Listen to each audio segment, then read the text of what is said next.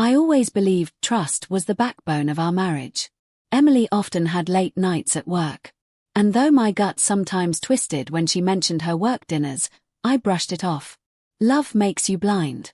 Or maybe it just makes you foolish. That night, she slipped into her red dress, kissed me half-heartedly on the cheek, and said she had an important dinner with her boss. Something in her tone didn't sit right with me, but I didn't say a word. Hours passed and I sat in silence on the couch staring at my phone. No texts, no updates, just silence. By midnight, I realized something. I wasn't waiting for her anymore. I was waiting for clarity. For years I had been her safety net, her constant, while she treated me like an afterthought. That night was the last straw. When the clock struck 1 a.m., I made my decision. I didn't yell. I didn't confront her. Instead, I calmly started packing. One suitcase became two, and before I knew it, I had cleared my closet. I moved through the house with a quiet determination, boxing up my documents, my valuables, and everything that truly mattered.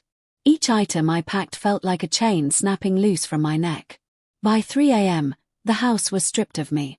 My framed photos, my books, my clothes, gone. I even logged her out of the joint bank account, closed down the shared credit card, and rerouted my paycheck. If she wanted to play games, she could play them without my support. I left the house keys on the dining table with a single note. You always said you didn't need me. Now you'll see what life is like without me.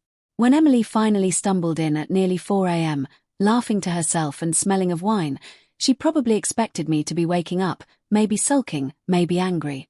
Instead, she walked into an empty shell of a home.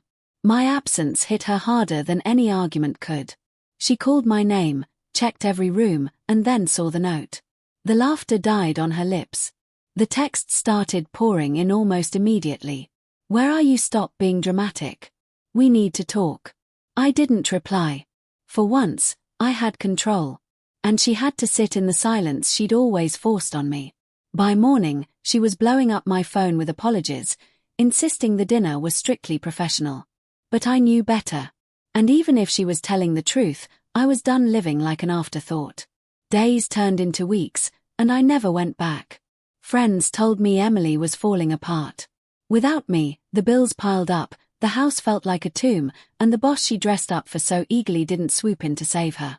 She had gambled with her marriage, assuming I'd always be there to catch her. But this time, I let her fall. It wasn't revenge, really. It was justice. For years, she had taken my love, my patience, and my loyalty for granted. That night gave me clarity. She thought one dinner was harmless. Maybe it was. But the real betrayal wasn't in her actions. It was in the way she treated my love as disposable. Now I live free of her shadows, building a life that's mine alone. And Emily, she's still sitting in the ruins of what used to be our marriage, begging for a second chance that will never come. She thought she could have everything. Her boss's attention, my loyalty, and a husband who would endure anything. But in the end, she lost it.